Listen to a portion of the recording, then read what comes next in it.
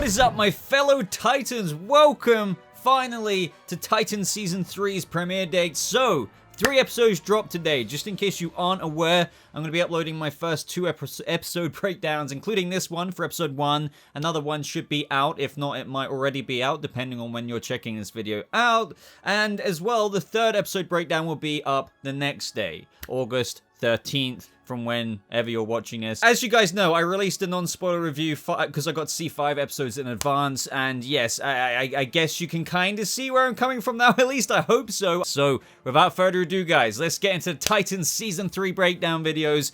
Finally, we can do this week to week. I cannot wait. I know this is a bit of a long, rambly intro, but hey, I'm just so happy to be back. I can't wait to see all of your thoughts on this episode down in the comments below. So, Titan Season 3, Episode 1 is titled Barbara Gordon, and I think quite appropriately so, considering Dick Grayson comes back to Gotham. Barbara made quite the impression on us this episode. Picks up 3 months later, because that's the very line that Dick Grayson said this episode. It's 3 months after he last spoke to him. Just to give you a little bit of a refresher as to where exactly things are at, but of course this episode picks up with this adaptation of A Death in the Family. Now remember what I said to you guys about not everything is copy and paste, and what I've applauded Titan Season 3 for with this Death in the Family adaptation is that they're very, very, very, very, very accurate, more than what you guys even know at this point, and you know, that's just a little teaser and clue, but also it's also quite changed in the best ways. Remember what I said in my non-spoiler review about how it's like adaptation, source material, both going for like the handshakes? Like, hey, this is a really good merging point. I never, ever, ever once ever expected to see a copy and paste. I knew there's going to be innovation, and I think that's one thing I keep stressing to you guys, because I just don't want to see a comment saying they didn't do this or that because that means this is shit. No, adaptations just don't work like that. Whether they're your favorite superhero movies, little things are changed to keep it a little bit fresh. So that's one of the last times I'm going to say that in this review. For example, Jason here's the Joker having a run-in with the GCPD cops. That's obviously not his mum baiting him to a location similar to that of the source material, for example, when the Joker has Jason Todd's mum. In this iteration, as I said, he's in the Batcave. It just picks up right away. What I loved about this intro is how Jason's just so excited. He's like, holy shit, you know, I've effing got you. The GCPD are getting screwed over by the Joker. I love how you can hear the Joker's laughs as the cops are screaming and shouting. You can even hear a little bit of a where's Batman in there, because they're like, where is he? But as we can tell, Batman is out of town. Obviously, Bruce is not really mega comfortable Jason going out there by himself. Jason informs Bruce that he's tracked him from the audio from the city surveillance, and he's at the old amusement park by the pier. He's right effing there, Bruce. I love Jason's enthusiasm in this moment. I think Jason, more than any time else, and this is a theme that ran true in last season when like the Titans were going after Dr. Light. There's a lot of context that you guys kind of have right now, but trust me, you are going to get so much more. But just going along that line of context, he's always benched. He's always like benched when they went after Dr. Light. There's a lot of stuff. So now, here again, you can't go after him, Jason. And it's just like, imagine that. You know, imagine that feeling. And then after Jason says, I've got this, I can do this, this is the Joker, Bruce, and he's like, all the more reason you're not going alone. I'm not afraid of him. That's where it pans down to that little inhaler, from where in the trailers, a lot of us were theorizing that it's kind of fear toxin. But at the same time, it can't necessarily be straight up fear toxin, because I even discussed this way even before I saw the episode reviews. It doesn't really make sense to drug yourself up with fear toxin, because that would make you fearful. And what this seems to do when Jason hits a dose of it when he goes up to his Robin suit is that it kind of invigorates him with this confidence, because as soon as he does it, he's like, F the Joker. So he's kind of pumped up and ready to go. And not only that, we got another line from Dick Grayson later on in the episode. I'm guessing this is what pushed him over the edge, what sent him out there to get his effing skull bashed in. So evidently they're kind of putting the pieces together that this is a drug that kind of gives you some stimulus kind of boost, and kind of what Jason is evidently trying to put behind him this season and last season is that kind of fear. I mean, they even, if I remember correctly, showed a little flashback from him falling out the tower as all of this was going down. So it's trying to put it in you that Jason isn't afraid and doesn't want to be afraid and will do anything to kind of go above and beyond to kind of prove himself there. And hey, can we just talk about it for a second? This was our actual first technical interaction between Bruce Wayne and Jason Todd. We've waited a long time for that. Even though it wasn't technically in person, at least we got the beginnings of something like that. But anyway, of course, course, Jason goes to Amusement Mall, which is where the Joker is evidently hanging out. We're very familiar with this moment in the trailers. He walks over to the cop. He sees that he's dead with that big-ass smile. The clown in the box surprises him with it kind of laughing. And don't get me wrong, this is something that's, I think, very important for context. Jason is a little bit bewildered, even with this kind of drug that kind of gives him a bit of like a, I don't know, it's like an anti kind of fear thing if he's going in there a bit pumped up. He's still like looking around, a little bit bewildered by things still. And this is one thing that some people were worried about, like how the hell is Joker gonna get a jump on Jason Todd when we saw that scene in season 1 where Jason just took out multiple cops with a little bit of ease. But you have to bear in mind that this Jason is still that Jason, but he's still dealing with a bit more. So obviously there's a few things going on. That clown just kind of freaked him out. And then lo and behold, this distraction of the clown in the box that was surprising him, laughing its ass off, provided a chance for the Joker to get a bit of a drop on him. Now, personally for me, that is good enough for me. Like, I'm trying to remain as objective as possible. Jason was obviously trying to scout out the Joker. He looked around, he turned around, oh, there's a clown in the box, and then lo and behold, Joker jumps out from somewhere behind him, and then that all of a sudden, he registers him, but then by that point, he already gets a knock on the temple, and that would be enough to give you a concussion, and so Jason was pretty much done in for from this moment there on out. And so we hear the Joker laughing maniacally, and that was the intro to the episode. So the death in the family moment was well and truly before, well, it's the very introduction of the episode, and I can imagine some people might be rubbed up the wrong way with that, but in my mind is like, what else did you expect? I've been really trying to hammer this into fans going in that this scene with the Joker, like, we weren't going to see his face. I thought it didn't even be as good as what we had it in this, so I consider myself quite lucky that we even got kind of like a up-close Joker. We saw his, like, blazer and stuff and what he was wearing. It was very, very quick, but I've said again and again and again throughout the months and months of Titan Season 3 coverage that I do not expect to see a Batsuit. I do not expect to see the Joker, and lo and behold,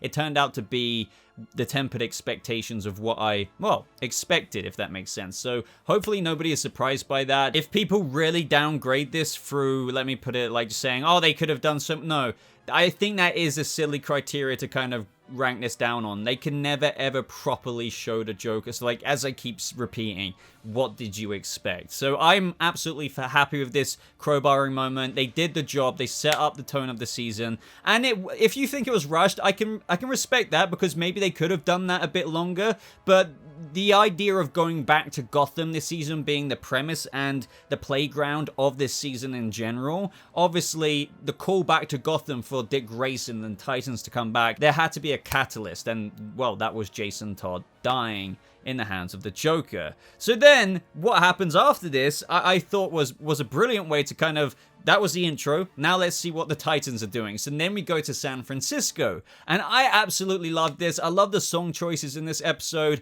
I think Titans has done a brilliant job. There was that one song, what Kids in America from season 1, where Robin jumped in and helped out Hawk and Dove. They always have such a young teen kind of angsty kind of fun song in moments like this. So when they were at Dayton Labs, I just thought that it showed that the Titans are operating as a crime-fighting team just absolutely perfectly. I was so in love with this moment. But just all of this was fantastic. If you remember what I said in my spoiler-free review, with how Nightwing came across a lot more like Nightwing, kind of like Peter Parker playing with the guy in The Amazing Spider-Man who had the knife and he was just flinging his webs, like mucking around. Well, here we had Dick Grayson just kind of put away one excrement stick, put it behind his back, and he just has one there. He's like, you know, it's a whole bunch of fun. And I think that's really going to turn people on to Titans this season compared to that of the more dramatic family drama or soap opera kind of stuff we had before. I mean, I've always been a fan of it, but I totally do see why people favored this vision of Titans a lot more, and now it finally feels like a breath of fresh air getting it on screen. And we had Starfire flying, technically. When she was in that little bubble shield deflecting or absorbing or even incinerating / disintegrating the bullets, she was kind of like hovering down, levitating. So in my books, I consider that flying. Put this on top of that. You know when I said, like, I'm not saying people expect Young Justice levels of stuff, but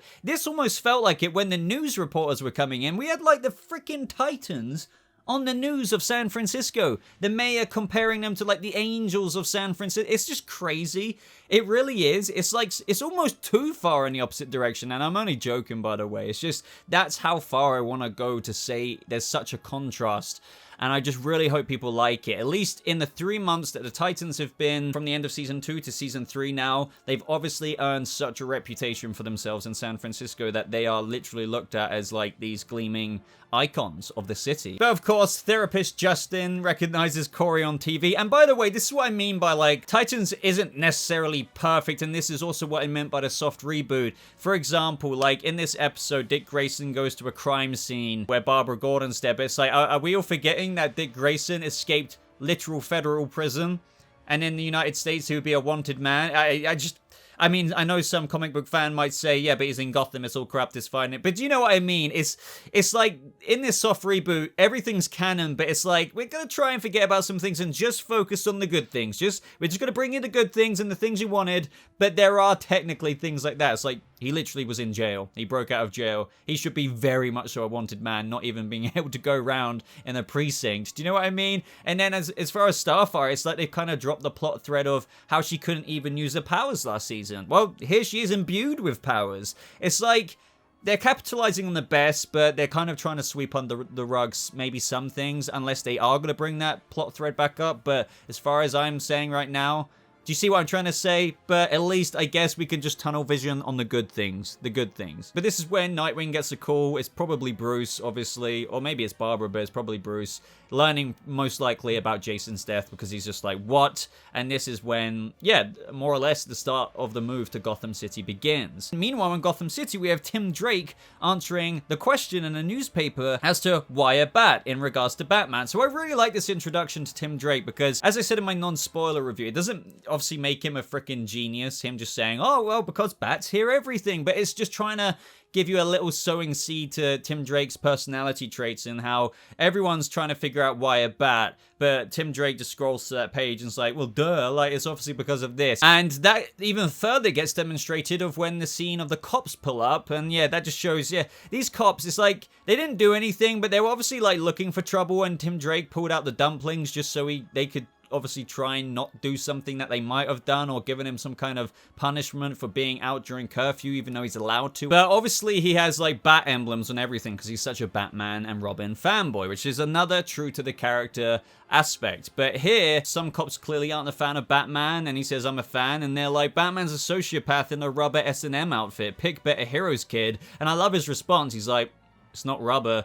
And, well, obviously it's not rubber, but another thing where it's like Tim Drake has probably paid so much attention that he probably knows it for sure it's not rubber, and it's probably something else. Once again, I love how they're very subtly planting in the characteristics of Tim Drake here. This is when he goes back to his family restaurant, gets back on his bike. You can see like the bat emblem everywhere. He really is quite the fan. I love the montage, the music choice. And another thing, there was a big Easter egg in the background there. It was really subliminal. It's like the Church of Blood are recruiting. So there was a billboard or advertisement, or maybe it was just painted on the side of bricks.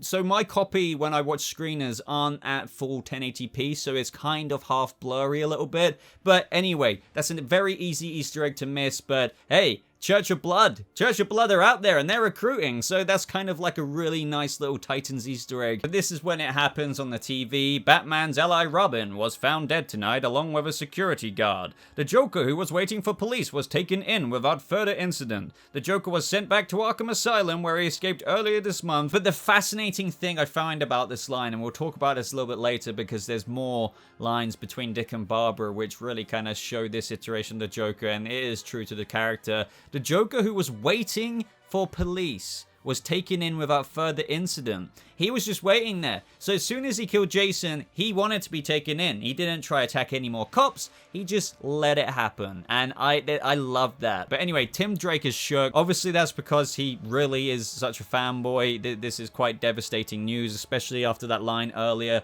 when the cops say the streets aren't safe, kid. And he's like, well, it is with Batman and Robin.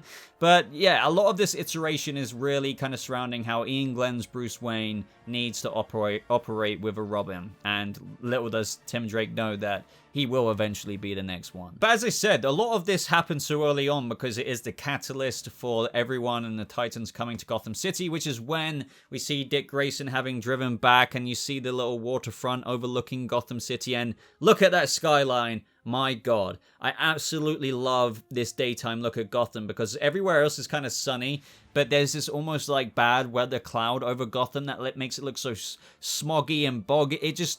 It's perfect. So Dick arrives at Wayne Manor, his home sweet home, and he's looking for Bruce. But we get a little bit of a tour of Wayne Manor, so he enters his old room, and this is the room that Jason has been using as well. One thing we can't forget is how much Jason idolized the first Robin. And we're just looking around, and like he can still see that the Flying Graysons poster is still up there. There seems to be some old chemistry stuff that Jason was working on. You can see Jason's motorbike helmet that he wore, which he put on at the end of last season before he drove away. It was just nice, and this is where things really built up though, and I got such chills because the cello started coming in the soundtrack, the very, very deep strings as Dick walks over to the fireplace. There's like a bourbon already poured, Bruce's laptop left on, viewing the death of Robin news coverage footage. And by the way, this is what I mean. The TV says in this moment, you see two cops on screen, and there's like a card that was left behind on the Joker doll that was in that box that surprised Robin and caught him off guard. I can't make out on my review early access copy what that says because it's quite blurry, whether it says love Joker or just something, but it's very, all I'm trying to say is there was something left behind, a little message, and I'm wondering if it did say something to the Batman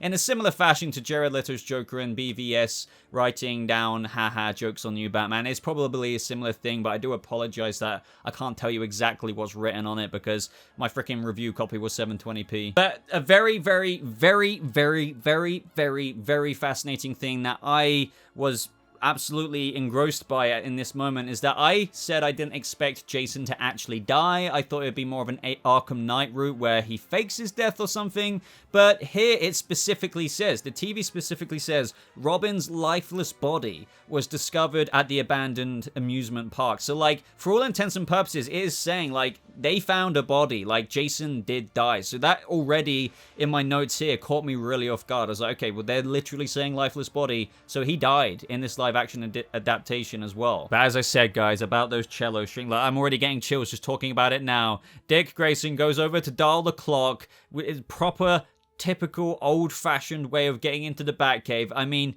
the Bat theme in this moment, guys, could it be, it was just like, you know, like the beginning of the Batman the Animated Series, like, but like, it was like dark. It was just like, oh, honestly, I'm getting, literally all my hairs are standing on the back of my neck. This moment was absolute.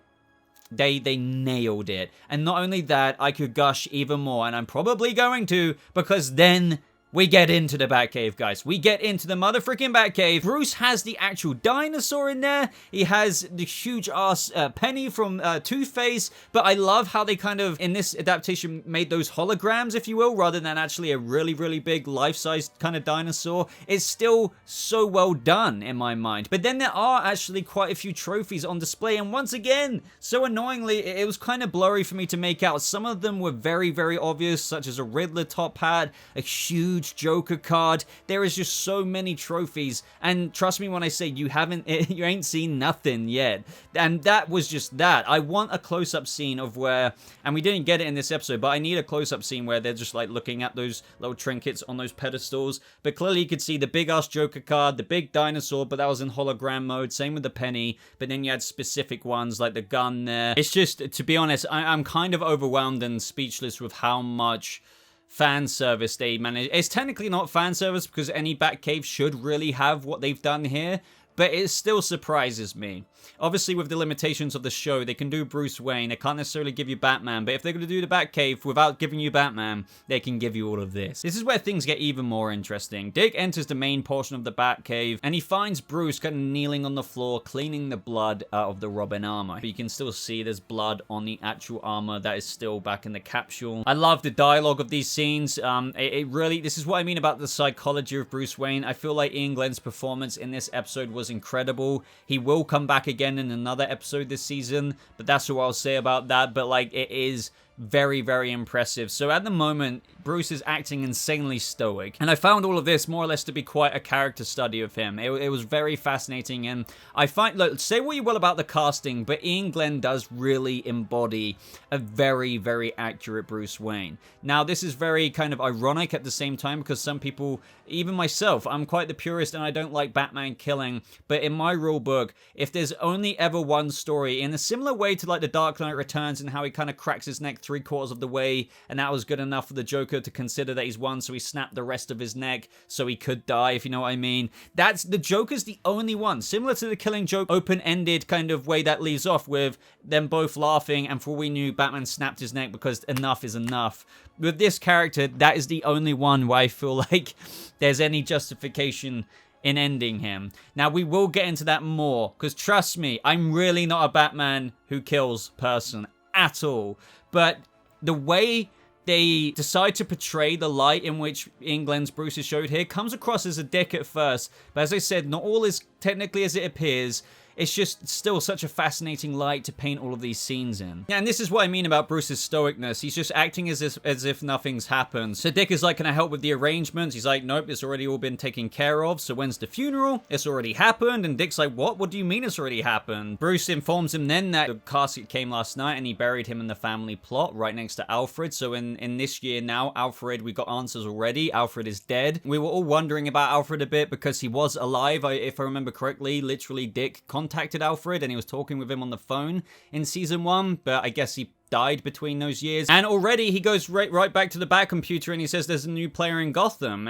He's already killed 7 and it's just already on to the next thing. Dick makes a very good point to kind of bring up the chemistry stuff that Jason was doing because he said he barely read the back of a cereal box. And this is when Batman's still quite closed off saying, look, whatever it is or was, it doesn't matter. Jason's dead and there's nothing now that we can say that will bring him back. But the main takeaway with the Titans Tower stuff that I want to talk about is of course the next scene with Gar, because right in this moment he was watching a nature program and he was kind of imaginary talking to Rachel because clearly they have that sentimental connection and he's imagining what he would say, she would say back to him and whatnot. And it was kind of like this pondering introspective moment about changing into other animals. So this whole scene was 100% a foreshadowing into him being able to change into other animals in the future. He hasn't quite figured out or maybe reconciled with himself on this is going to be a thing I do, but at least the show is telling you already in episode 1 that, hey, we've listened. This is obviously in this dialogue just between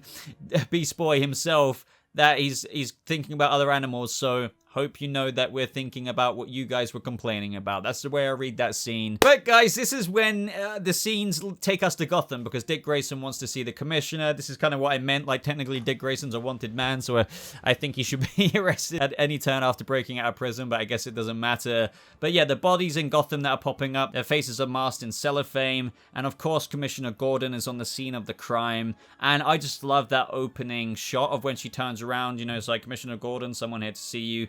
And there's this proper look of, she's taken aback. She's completely like, in this moment, there's a crack of vulnerability into Barbara Gordon. But then she kind of like comes out of it and puts on this other demeanor of, you know, nice to see you again, Dick. Like, she composes herself because obviously for her is a complete smack into the past of when they used to be quite a thing. They were romantic together and whatnot. But still, I could see the transparency of just what that singular scene did when Savannah Welsh turned around. Like, just one little change of expression, it just told me all I needed to know. This is what I meant earlier about the commentary about Joker, because in this moment Barbara said that she's sorry about Jason, and Joker, he was waiting for us by the body to take him back to Arkham without a fight. He did the same thing after me. And that's when Dick Grayson replies saying that's what he does. He stole Bruce's chance to get justice. That's the game those two play like always. So just, this is what I love. I kind of love the imagery in my head of like, in this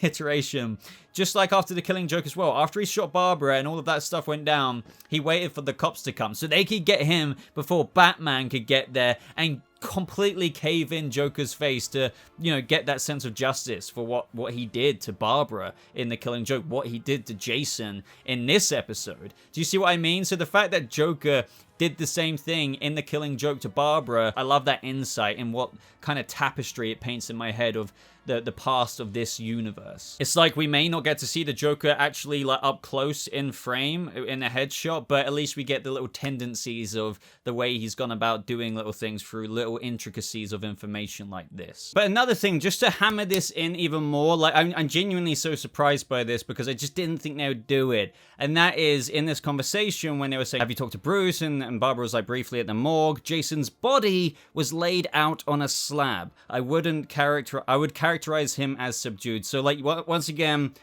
she was there. The body was laid out on a slab. So like Jason's body was there. He died. And I love, yet again, there's such rich history behind Barbara's character, and I feel like Barbara, at this point in her life, after having never seen her before this, but just being introduced to her at this point in her life, Savannah Welsh is doing such a good job at offering this hardened character, which must be a hard thing to do when you haven't had an opportunity to depict all the other things. Do you know what I'm trying to say? Is what I said in my spoiler-free review, in that she's embodying a Barbara who I just have to give her so much kudos for portraying what she would be like after all of this. And there's such rich insight when Dick says we need to talk to him. She's like, don't make me do that. Eventually, she does agree after saying that she kept it strictly professional once she hung up the cape and that her life is so much better for it. But Dick does say that it would mean a lot to Bruce and she agrees to. But as soon as Dick walks away, she's like, shit. So clearly, it's kind of like a hard thing for her to communicate because, as I've mentioned before in my update videos with her and Bruce, like the relationship's a little bit strained. It's not exactly what it was like between Commissioner James Gordon and Batman. This time round with Commissioner Barbara Gordon and Batman liaising between each other. But the next scene was brilliant. I mean, it was quite savage in one part, and yet again, this is what I meant in my non-spoiler review. It portrays the source material of Batman enlisting Robins. There's actually no difference between it, really. But in this iteration, they just paint a different light on it to the point of where if you said in real life, a vigilante enlists young kids to go out and fight crime, and Batman's quite a brutal guy. It has got a semblance of messed up to it. When you remove the comic book romanticized kind of curtains from it all, this is what Titans, I feel, offers us with this imagining of this live-action adaptation. So, first of all, it told a brilliant Bat family story. I loved this frank talk. So, we hear Barbara saying, so Jason corners the Mad Hatter, and he starts swearing at him, going off. I love the idea. I saw it in my head so clearly when Barbara was explaining how Jason was just going off at the Mad Hatter, and the Mad Hatter was just dumbfounded that Batman's Robin, Boy Wonder, was cussing. And then we have Batman, like when she says, do you remember what you said to Jason? And he was just like, watch your language. And it's just like, they all laugh, and it's so wholesome. But can you imagine the Mad Hatter there just like, Robins do it, like, and then you have Batman suited up saying watch your language in front of them in like an actual like confrontation scene between Mad Hatter and Batman and Robin. That is so hilarious. I know we don't get that in the show for limitations that the show can't do, but I still very appreciate the writers giving us this kind of magical scene between the former Batgirl, the former Robin, now turned Nightwing, and of course Bruce Wayne, Batman himself. But obviously, this conversation takes a turn because Bruce changes the conversation to when even he was laughing to the job. You know, he says, there seems to be another body today. That makes 8 in as many weeks. Any clues to the identity of the killer? And Barbara's just like, you never stop, do you? He then goes into how me and your father had better communication during this war. Once again, psychology of Bruce, the way he articulates these words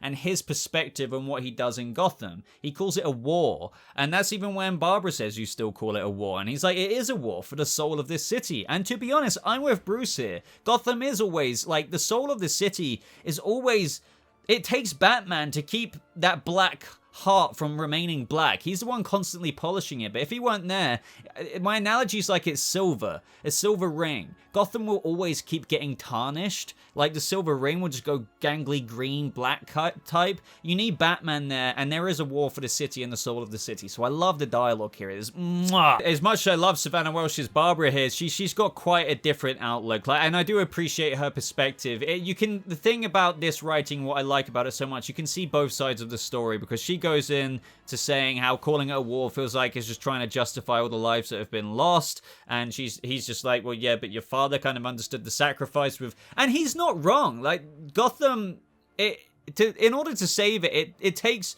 like seasons of a show, and things happen. People die. Jim dies. My father died from a heart attack after being frozen in a block of ice by a man wearing an effing refrigerator suit. Mr. Freeze. It's like, but like Bruce was still doing the right thing as Batman. He's still done so much more good for this city than ill. At the end of the day, it's just, unfortunately, the characters alongside Bruce's life, like no matter who gets involved, doing what he does is just gonna, it's not gonna be easy, and it's not gonna be pretty, nor is it gonna be clean. But at the end of the day, this is a realistic look, a magnifying glass on what that does to people, what that does to people close to Bruce, like through the lens of Barbara Gordon here, a former Batgirl who's lost a leg and has been shot. Do you see what I'm trying to say? Is, to me, this is no different than the source material, except that it's shining an R-rated potential kind of adult lens on what a Batman kind of like Black Label live action story would tell you. And I'm not gonna lie though, with Barbara's ballsiness, it's just, it is kind of true of how she says you would think after everything the Joker has done to so many people, you would have found a way to keep him locked up. But a part of me, a big part of me, believes you want him to escape so you can keep hiding from yourself behind that mask. You're just as crazy as the effing Joker. And I'm not gonna lie, Barbara, you do have a point. And Dick, in this moment, says he's not gonna leave Gotham until he figures out what Jason was up to and what he was doing before he died. Obviously, he's referencing the chemicals and whatnot, but Barbara's just like, I told you what he was doing, being manipulated and used by Bruce Wayne. I think that's too harsh of a lens, though, because I don't think this Ian Glenn Bruce Wayne does literally manipulate and use these kids at all. That's just her lens of it. It can easily look that way. I do think Bruce needs a Robin, and that is shown oh so well later in this episode, but this is where I feel like Barbara's emotions are getting the best of her in what she's seen happen to Dick Grayson and whatnot. I still don't believe Bruce does that, but Bruce just has a way in how it comes across like that because he's so stoic and he's so distant at times that it does come across like it's just self-serving to save the city. Regardless though, it's a lens put on the Batman and Robin situation that I don't think ever has been properly done before, and it's extremely relevant. But this leads to Dick Grayson going back into his old room, but technically Jason's room.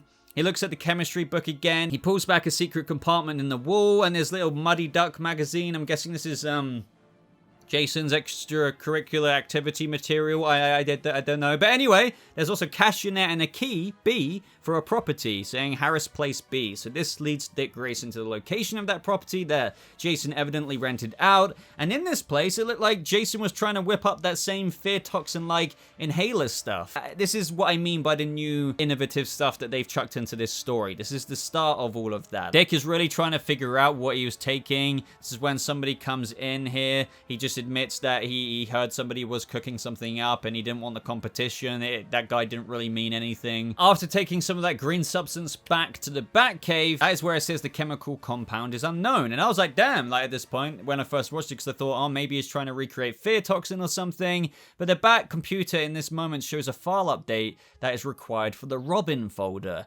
And oh boy, this makes things even more a bit more dramatic because it says it requires a password. He enters the password for Dick, and I was like, Jesus Christ, there's big Easter eggs in this moment because it turns out that Bruce has been scouting for Robins already. And the first one that pops up is Carrie Kelly, which is insane. The Dark Knight Returns Robin, and she literally looks perfect. It's just crazy. Like, this was such a... I'm sure so many people felt giddy at this. It's like, I know who that is, literally. And every other one was obviously a candidate for a Robin. There's Daxton Chill, which rings true to in the source material as well at some point along the way. I believe it's an alternate Earth or something, though. And then we have Stephanie Brown and Duke Thomas. But this is when Bruce arrives. This is a bit awkward because this is where Dick's like, who are they? He says potential recruits. Obviously, the reason that this makes it very awkward is because Jason's literally just died. Similar fashion to when Dick left Bruce. 1 week is all it took to find Jason. Here we have Dick saying, how can you even think this is a good idea? You want to do to them what you did to me. But what I value so much about this scene, complete Bruce Wayne cracked open. Throw away the cork now. Like literally, the stoicness is gone. This is Ian Glenn Bruce to a core, except one that needs a Robin, because this scene, it just showed Bruce really cracking down. Like, the train can't stop at a station. He needs to keep going. Otherwise, if he does, everything just rains down upon him. Just the little mannerisms, he's kind of swaying side to side, his voice is cracking a bit, his lips are quivering a little bit, and just the way he delivered that line. Like, seriously, this is the thing that got me. This scene was a scene stealer, and probably my favorite scene in the whole episode, where he's just like, you want to be Robin again? And he's just like, it's like that vulnerability of Bruce, like, in the way he delivered that, it's like he wasn't even asking. It's almost as if he was begging with the way he kind of raised his hand up again. He was shaking and his voice was cracking and his face was It's just, the reason why I love this so much is kind of what I've been saying. It's Batman needs a Robin, and the way he's been acting thus far shows that Bruce does care, but it's kind of like seeing this extra layer peeled from beneath him. And it comes across dickhead-like. This is what I mean about painting Batman out to be a dick. There is a lot more context to it, and still, if you can't identify in how you're seeing a little bit more to Bruce here, you will see a lot more of the wider picture in the following episodes to come. This is just the beginning of that. So if you thought that this Bruce scene was good, to give you more of my non-spoiler review in this moment, my God, you ain't seen nothing yet. This takes us back to the Titan's Tower. Corey's having a drink, and then all of a sudden, it's like she gets a vision. Now, Corey is seeing through somebody's eyes here. They're being taken and carted through, like, on like a kind of, just a transport bed situation. This is obviously the mystery that I was referring to in my spoiler-free review with regards to Corey and what's going on with her this season. So I'm very interested to see what you guys think this could be related to. But this is it, guys. The controversial moment. Dick's asleep. He hears a crowbar hit the floor. And Ian Glenn, may I just say, performance was fantastic here. The lines that were just used are so fantastic because he's so furious. This is what happens when the Joker wins, because this is a Batman who has killed the Joker. How do I know that? Well, I'm pretty sure the dialogue of him saying, you know what he was doing when I caved in his skull? When you cave in someone's skull, they're dead. So Batman killed Joker. It's very, very clear. But when he says he started it, I ended it. But you know what he was doing as I caved in his skull? But that last delivery of when he says caved in his skull, it's like he's remembering it, like, as he's saying it, and it's like, absolutely, he's recoiling in disgust of not only the actions he just did, but the fact of what the Joker was doing. And that is when he says, he was laughing. He laughed at me because he won. I know so many people might be annoyed at the fact he did that with the Joker. Clearly, I think there's a lot of context building up to it. He was really trying, he was absolutely furious, but when we first saw him, he was very stoic, trying to get past it. He was then trying to move on through, obviously trying to recruit more Robins, which just looks even worse. He got kind of shat on by Barbara, and ultimately, he just caved in. Literally, caved in the Joker's skull at Arkham. Now, honestly, like, I really am trying to remain objective here. I'm a Batman fan who doesn't like him killing, but as I said, this is the only time I wouldn't mind it. Plus, what we have to remember is the context. On top of that, this is a Batman who's already been doing this for decades and decades and decades. Well, maybe not that long, but quite a few decades, kind of. And it's got to a situation where he lost Jason. What's more appropriate is the way he reacted. If he was just a Batman who killed, like BVS, Ben Affleck Batman, and it didn't really matter to him, because the thing that's so wrong about BVS killing, it's just, in my opinion, I hope I don't trigger anyone here, it's just the fundamental issue of that is he's shooting the Batmobile in that movie, blowing up cars with multiple members of thugs in there and henchmen, yet the Joker, Jared Leto's Joker, who killed Dick Grayson, is still out there and alive. It just doesn't make sense. Do you see what I'm trying to say? Yet in this iteration, he's not done that to anyone. And then there's this one moment where he loses, on top of what he's already endured through the Killing Joke, this happening to Barbara, he lost it. And especially after that Wayne Manor scene, it got to him. He clearly couldn't contain it anymore. But also, this is a way to segue Batman out the story. Because even already, in this adaptation of Red Hood, it's like Red Hood's already got what he wanted in the Under the Red Hood film. He was so angry in that because Batman didn't avenge him.